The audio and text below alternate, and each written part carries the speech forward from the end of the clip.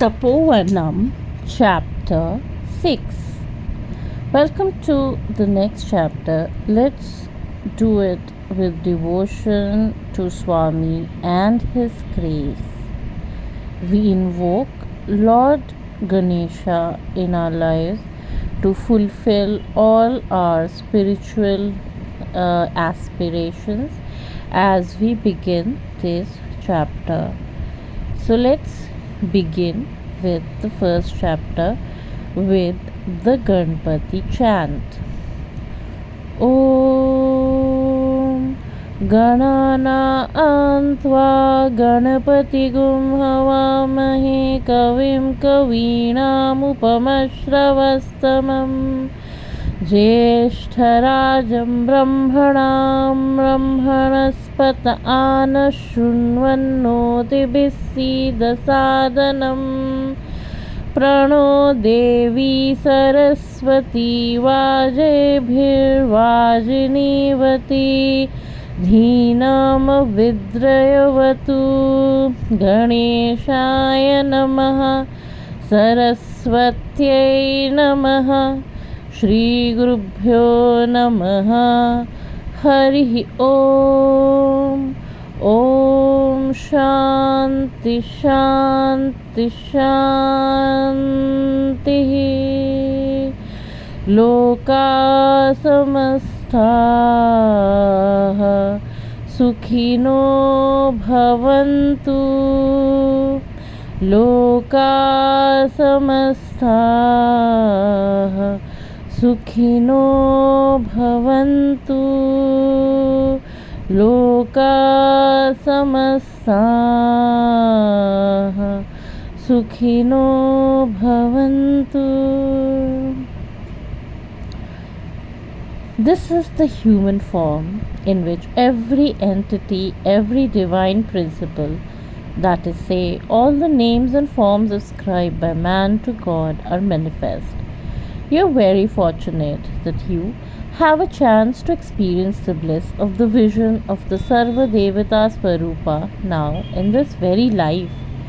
Baba transcends every other god. The great Rishi Garga was a learned scholar of astronomy. He was also the holy priest to the Yadav dynasty. He was the author of a Sanskrit treatise called Garga Samhita. At the commencement of that work, he described the qualities and nature of a full and complete incarnation, Purna Avatara. Yasmin Sarvani Tejasmi Vilinam Tasva Tejasi Tam Vadhani Pare Sakhat Pari Purnatmam Swayam. That incarnation of the Supreme, which encompasses within itself the divine glory of all the Lords, is the full and complete incarnation. Bhagwan Sri Sathya Sai Baba describes in all respects, satisfies this description. Peda Botu, an ardent devotee of both Shirdi Sai and Sathya Sai, wrote a book called Sri Sathya Sai Vrata Kalpam, which describes the procedure of ritualistic worship of Bhagwan. She kept the finished manuscript safely in her box. When she opened the book one day, she found that numerous modifications and alternations had been made in it with red ink. They were all in the unmistakable hand of Bhagwan himself. Wherever she had used the word Sarva Devata Swarupini while referring to Swami, they were all altered to read Sarva Devata Atita Swarupa, meaning the form that transcends all God. Centuries ago, when the Telugu saint and composer Pothana was translating the epic Sri Mahabhagavatam from Sanskrit to Telugu, Lord Sri Ram himself contributed to his text. In the same manner, Bhagwan Sri Sathya Sai Baba amplified Peda Bottu's text in his own hand. Thereby, he proclaimed to the world in writing that he transcends every god. To cite his own words, this, my human form, embodies all dharma, faiths, and divine power saktis of all gods. Never doubt this at all. If you install this divine form on the throne of your heart with unshakable faith, you will be able to have a glimpse of my pristine universal form. I will provide that every form, every attribute which man cherishes and worships as pertaining only to God belongs to the form of Sai only.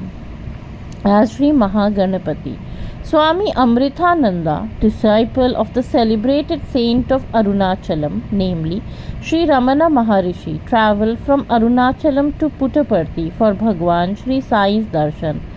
Bhagwan drew close to him and in a sweet voice addressed him, Amritam. Swami Amritananda was thrilled. Ramana Maharishi, the great saint, used to address him exactly in the same manner, with the same affection and touch of intimacy.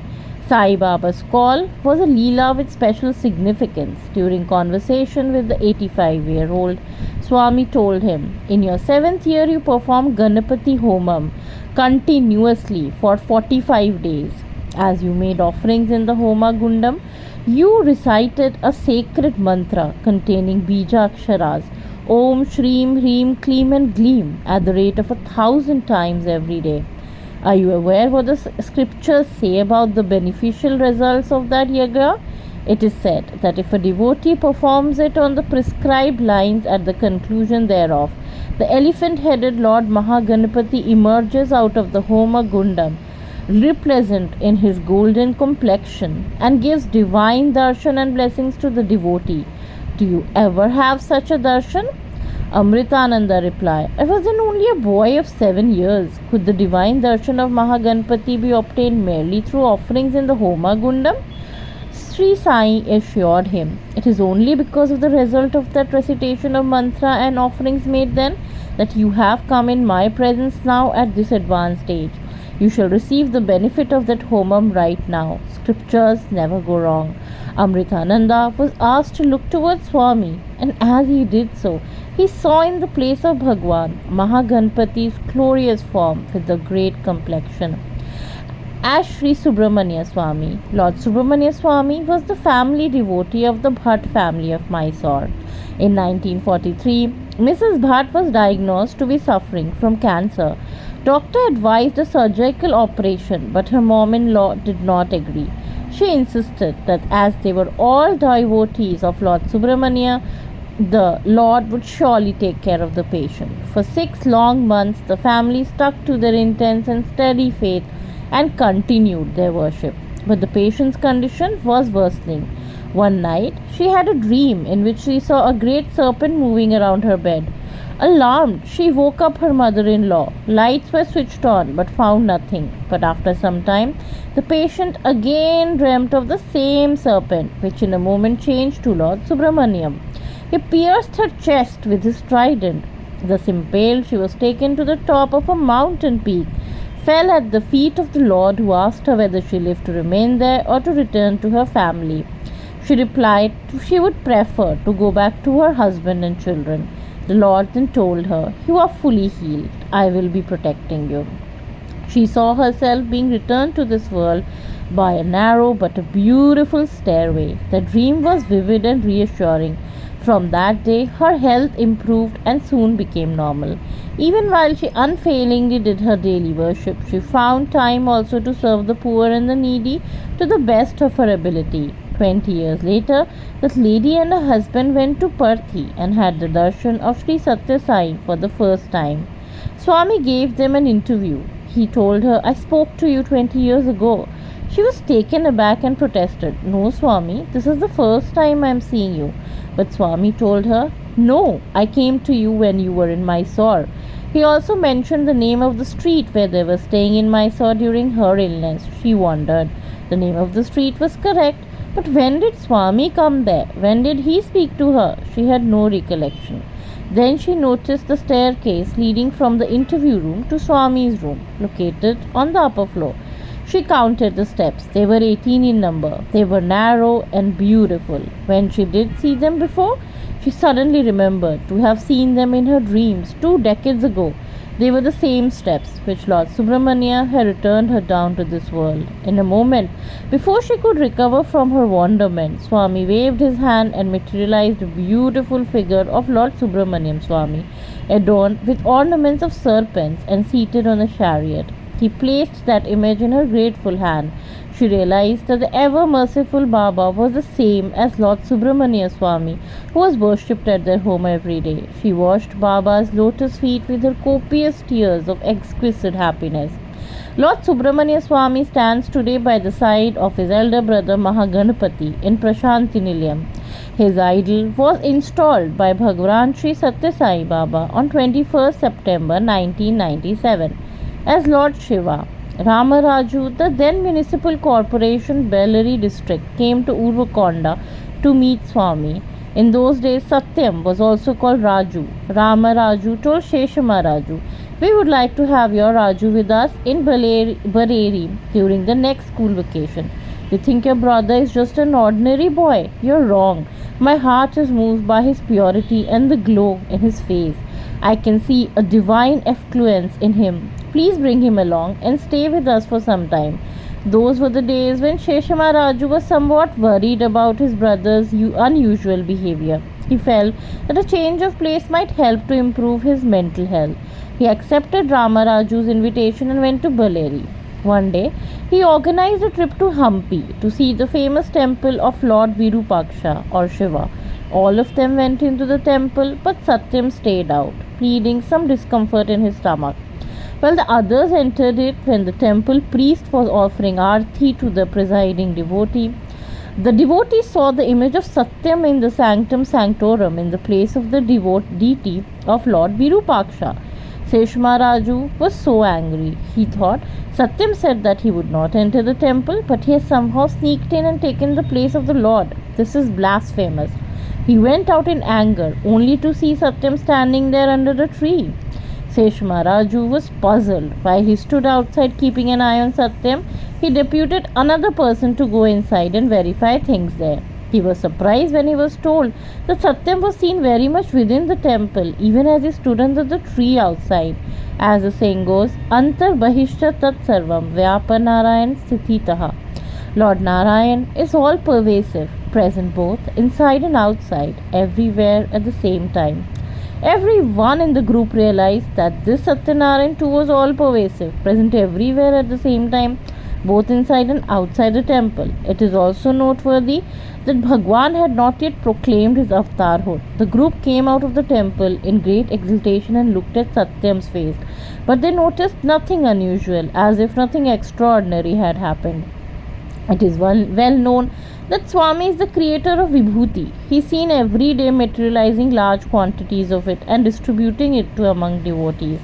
During festivities of Shivaratri, Baba used to perform Abhishekam on Shirdi Baba's image using, instead of water, Vibhuti emanating out of an empty silver vessel.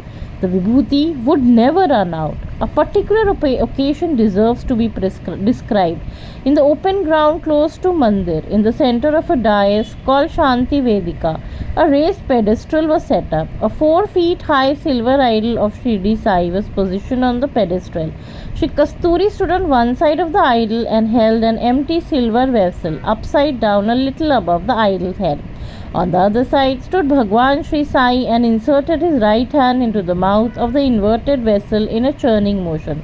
Vibhuti poured out in huge quantities at every turn of the divine hand, fell over the idol like a deluge. After a while, Sri Sai Baba removed his right hand, inserted his left hand and brought forth a downpour of Vibhuti as he rotated his hand inside the vessel.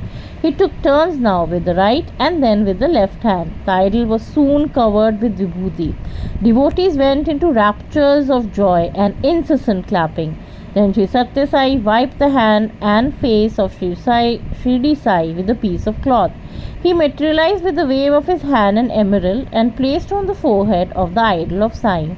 It stuck there. It was a breathtaking miracle. We have only to immerse ourselves in the glorious sights of such miracle and become one with divinity. That way we will be blessed. On that Shivaratri day, devotees saw Shivalingam materializing in Baba's stomach and emerging out of his mouth. Sri Sathya Sai was giving his nectarine discourse and devotees were in rapt attention.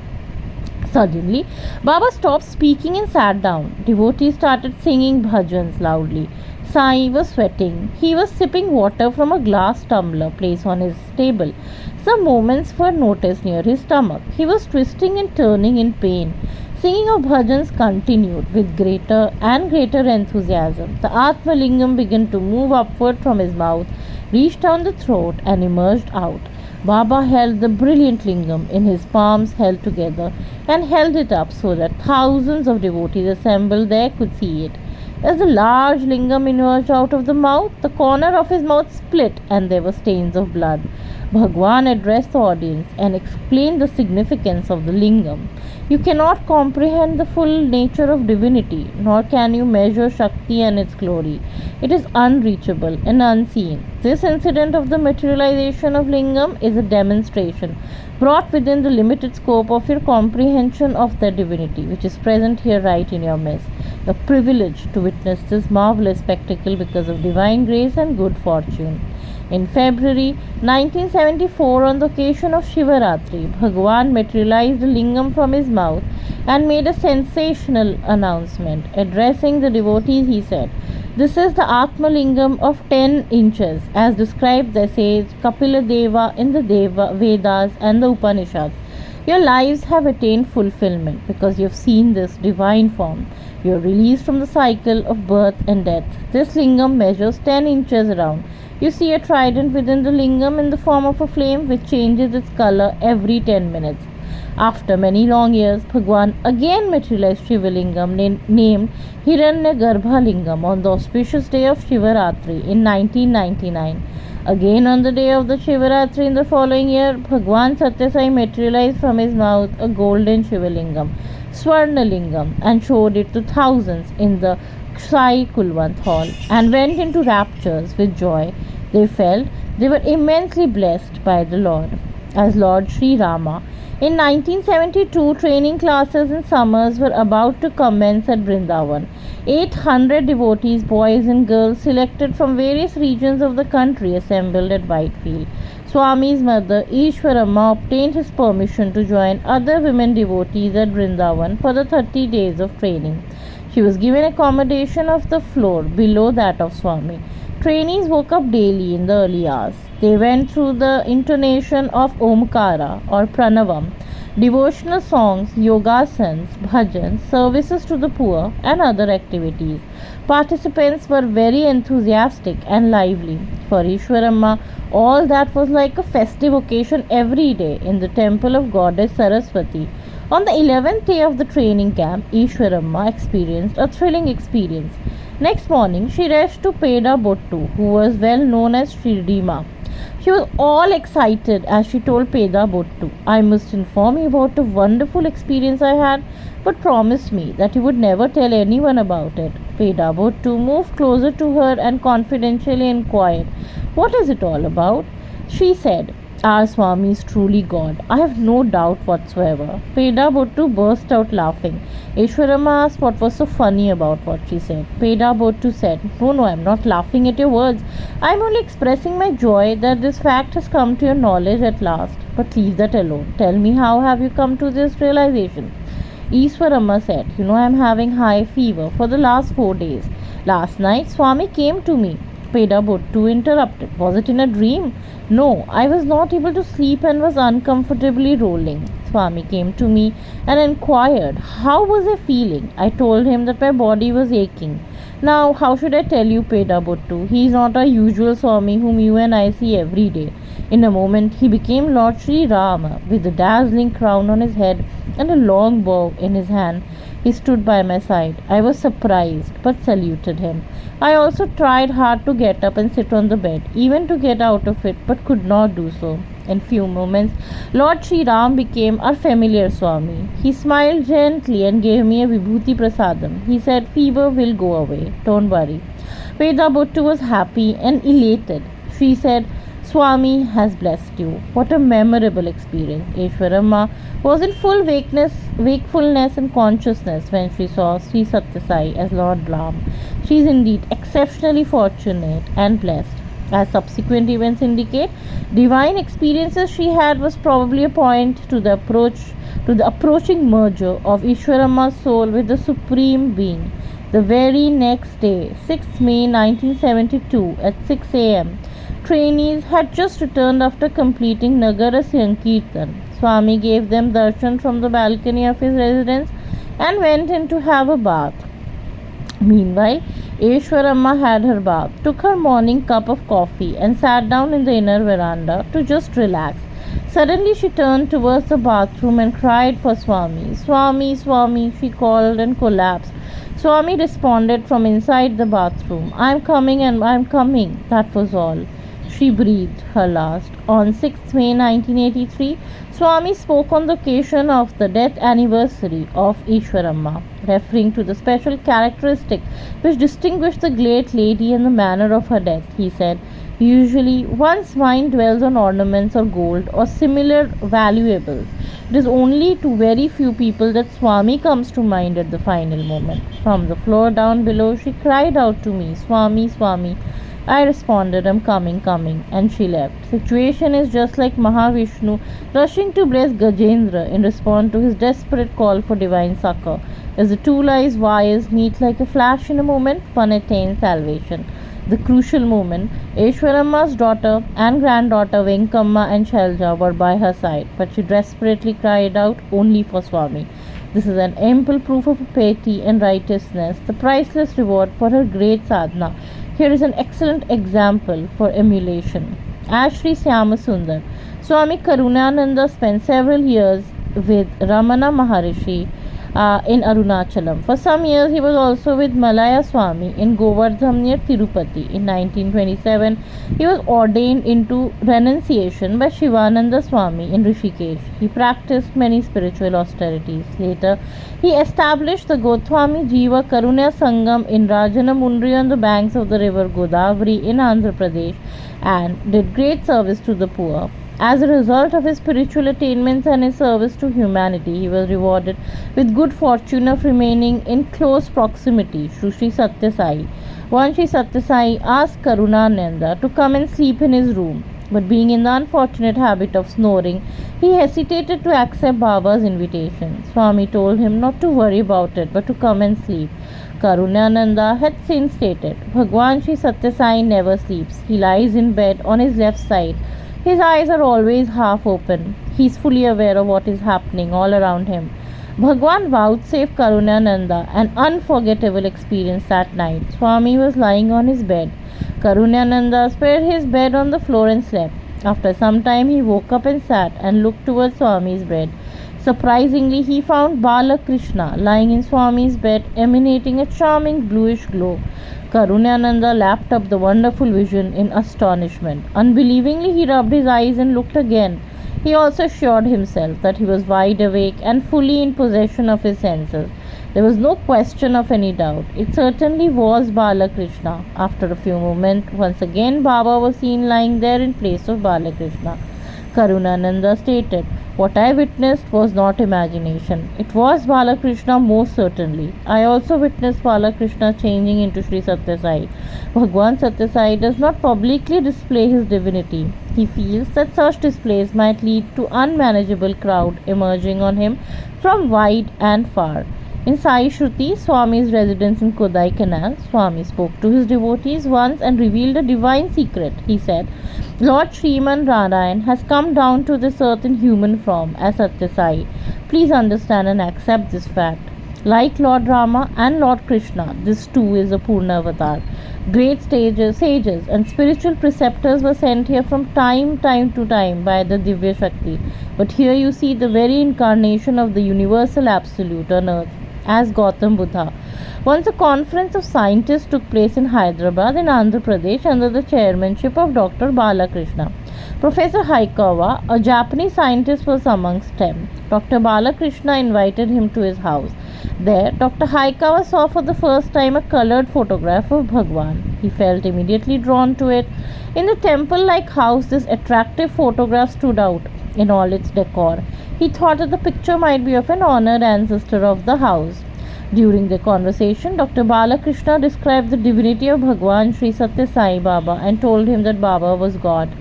It so happened that Swami was right there in Hyderabad at that point of time, and the two scientists went to have his darshan. Swami kindly invited both of them into the interview room. In the proximity of Swami, Professor Hayakawa experienced an intense awareness that he was in the presence of a divine persona. Swami smiled gently at him, waved his hand, produced a human heart, and showed it to him. He was bewildered. Bhagwan asked him what it was. Dr. Haikawa replied that it was a human heart. Do you know to whom did it belong? Said Swami. How do I know? This is your own heart at the time of your birth. Dr. Haikawa was stunned. Swami explained, this is indeed your own heart. Do not be surprised. As soon as you were born, your heart stopped beating. You were as good as dead. Your body turned blue. Your father was a man of faith and a very devout person. He placed your body at my feet and prayed to me. O God, I earnestly pray to you for a child. Is this the way you respond to my prayers? Of what use is this dead body to me? I therefore mended your heart and restored you to life. As a matter of fact, age of the Japanese scientist was more than Baba's, and it was to Lord Buddha that his father had prayed, seeking revival of life in his dead son's body. The secret of that incident was known to no one except his parents. Dr. Haikawa realized that Lord Buddha, who had lived many centuries ago, had now reincarnated in the form of Sai Bhagwan.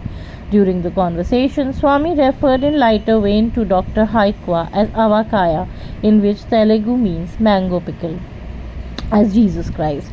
A Roman Catholic couple from America happened to hear about Bhagwan and came to Parthi.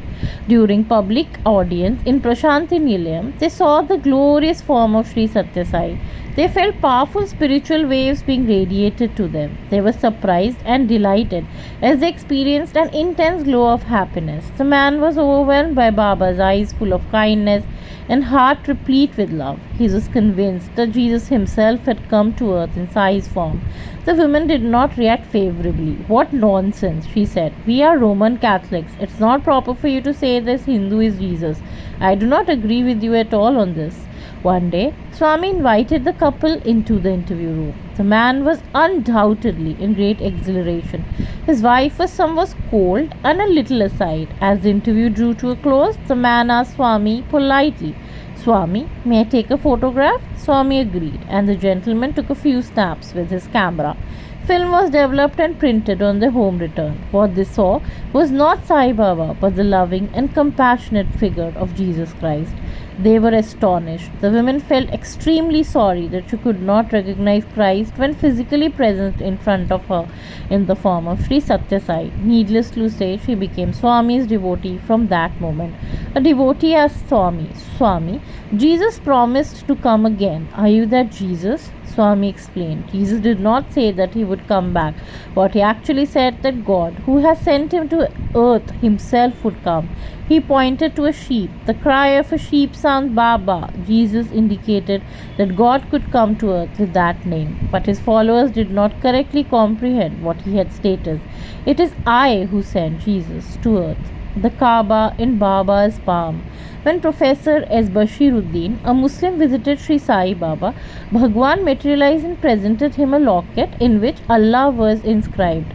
Allah in Arabic, Sarva Antaryami in Sanskrit, and omnipresent in English. They all mean the same. Once some Arabic visitors met Sri Sathya Sai Baba in Prashanti Nilayam. It was the sacred day of Bakrid. Swami invited them into the interview room. He raised his open palm. Visitors saw in a vision of thousands of devout Muslims praying on their knees before the holy Kaaba in Saudi Arabia at that very moment. The sum of the instances to establish that Sri Sathya Sai is not only the embodiment of all God, he is the transcendental encapsulation of every God. Many persons belonging to the Jewish faith testify to this fact, like Dr. Samuel Sandwich, who declared, I am convinced that Baba is the incarnation. Whatever description about God are given in the Hindu, Christian, and Jewish lore and literature are not fictional. They are all true. They all proclaim the truth that God has the supreme power to incarnate himself as and when needed.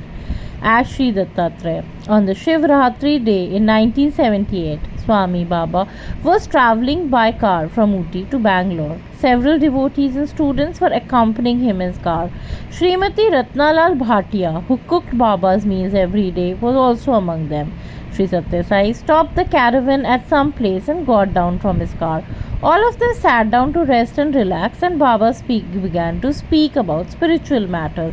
He addressed a student who he knew was still harboring doubts and misgivings about Baba. You're holding a Polaroid camera? Take my photograph and you will see my true identity. Baba stood at a particular spot. The student took his position with the camera and was about to take a snap. Suddenly, Srimati Bhatia rushed forward and tried to straighten the creases on Baba's garment. Swami sternly ordered her to go away. As he spoke somewhat curtly and loudly, the poor lady was frightened, turned back and stood at a distance. The student clicked his camera. In a moment, the Polaroid picture developed in sharp colors. It was of the divine composite form of Lord Dattatreya with three heads: Lord Brahma, Lord Vishnu, and Lord Maheshwara. The photo also showed 4 dogs and a cow standing by the side of the Lord. When the picture was shown to Swami, he told Srimati Bhatia, "Do you now realize why I ordered you to go away at the time this photograph was being taken? Extremely powerful radiations are emanating from me at that time. You would have been burned to ash. Sathya Sai is the supreme being, the primordial source of the cycle of creation, maintenance, and annihilation. This truth has been demonstrated by Swami through this incident when he revealed himself to be the transcendental divinity, combining within himself Lord Brahma, Mahavishnu, and Lord Mahesha, the great Trinity."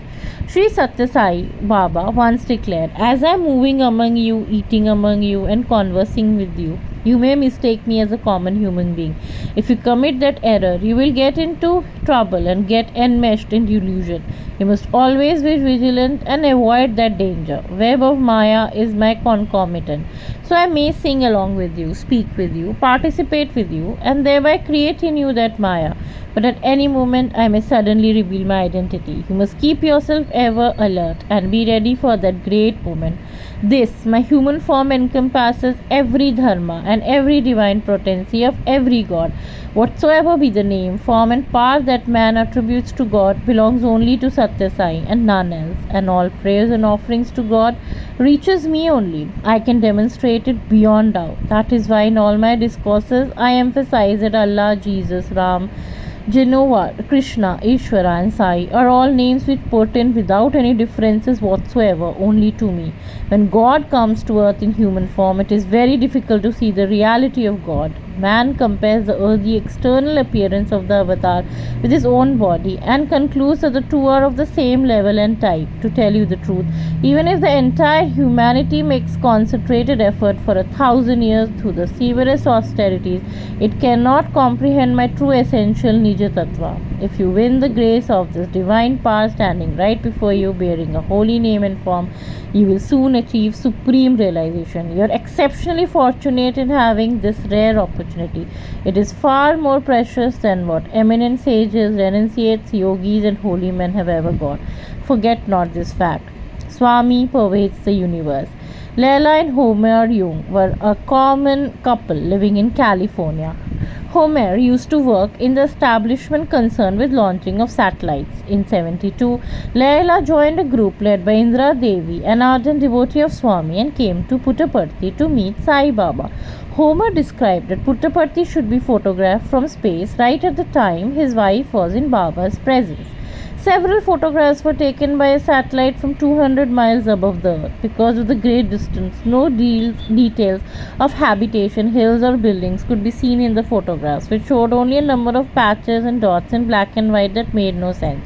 When Leila saw them and returned from Parthi, she felt very disappointed. Being middle class people, she felt that she should not have wasted $60 on these poor pictures. Several years went by. Some Sai devotees on their way to Tekket to attend the wedding of Indra Devi's daughter visited the Homer's cottage. He was then running a Sai center. There were several photos of Sai in different poses in the center. As the visitors showed interest and liked some of them, Homer showed them the satellite pictures of Puttaparthi too. The visitors were closely looking at this photograph. Suddenly a lady cried, "Here is Sai Baba." Curiosity aroused. They could discern the face in profile of Sri Sathya Sai composed by the numerous patches and dots which had earlier made no sense to Homer and Leila. Image was now crystal clear. Crown like thick black hair on his head, the eyes, the shape of the nose, wonder of wonders, even the birthmark on the cheek of the enchanting face of Swami could be clearly seen. Homer made his own calculation. He took into account longitude and latitude and found that photographs covered a vast area, 40 long miles and 20 long miles wide.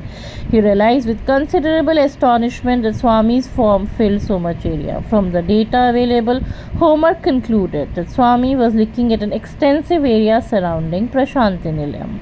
In 1978, Homer came to Perthi to meet Bhagwan. He saw a great circular aura around Swami's head. He took several photographs and showed them to Swami. Bhagwan smiled sweetly and said, as Lord Sri Krishna told Arjun, "These are trifles in my boundless divine magnificence." These photographs, taken on 29 November 1972, have been placed for exhibition in the planetarium in Prashantinilayam. Neti Neti. The universal absolute is beyond the comprehension of the mind. Only an ardent devotee can realize the incomprehensible, universal, supreme reality and transcendental bliss. He is then above and beyond every kind of fear and enjoys the state of perpetual bliss. This highly spiritual concept was clarified by Bhagwan Baba with a simple and amusing anecdote from Ramayana. Sita, Ram and Lakshman reached the ashram of Rishi Bharadwaj. According to the prevalent practice, rishis sat in one group and their wives and others sat in another group. They did not sit in a mixed gathering as we sit these days. On reaching there, Sita took her seat among the women and Rama and Lakshman sat with the rishis. Two brothers, Ram and Lakshman, were wearing clothes of renunciates, sannyasis. Due to that, and because of their radiance, both the princes were looking as splendid as the rishis themselves. It was impossible to recognize and identify who was Rama and who was Lakshman. But Sita had not changed much, and wives of rishis could immediately recognize her. They drew close to her and affectionately engaged her in conversation in easy informality. Women by nature tend to be inquisitive and talkative. On the other side, rishis were busy with their discussions.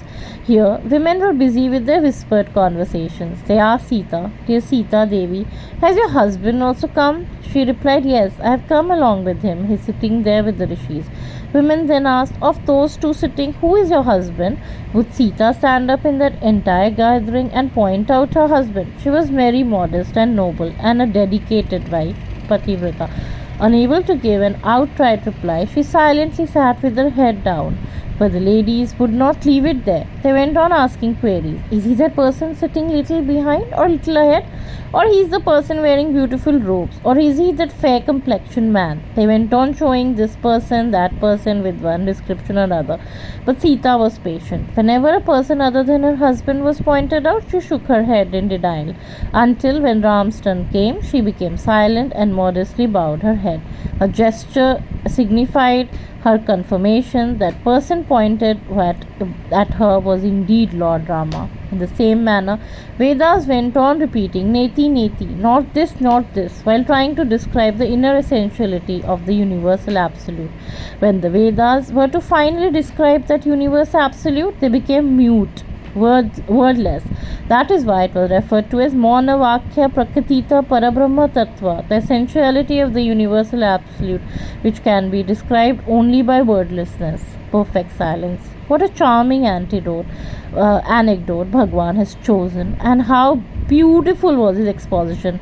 Simple words and by a sweet and enchanting anecdote, Baba unraveled the meaning of the Vedic word Neti Neti and explained the spiritual significance. Ordinarily, these words are superficial and literally explained as not this, but there is another and more subtle way of interpreting them. The Supreme Being is universal, it is boundless in magnitude and infinite at the variation it displays. It is immutable and it is indestructible. When the nature of that Parabrahma is considered and in that context Neti is used, we should understand the word as not only this, not merely this, but there is a lot more to it. If we look for the deeper meaning of the word Neti in this manner, its scope becomes vast and profound. The entire universe comprising moving, chara and achara, non-moving, is suffused with that universal being. It is omnipresent, that is, there is no place or point of time in the universe where universal being does not exist. When we try to identify the supreme identity by looking at a particular object, this, that, and question ourselves, is this, is that, and so on, the response not this, does not satisfy us. On the other hand, the answer not merely this, fits more perfectly the universal reality we try to describe. When we try to understand the compassion, magnificence, and distinguishedness of Sri Sai, we question ourselves.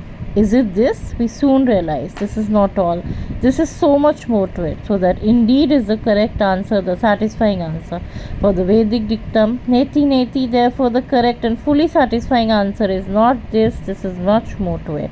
The subtle explanation given by Bhagwan Sri Sathya Sai will bestow enlightenment on even the enlightened.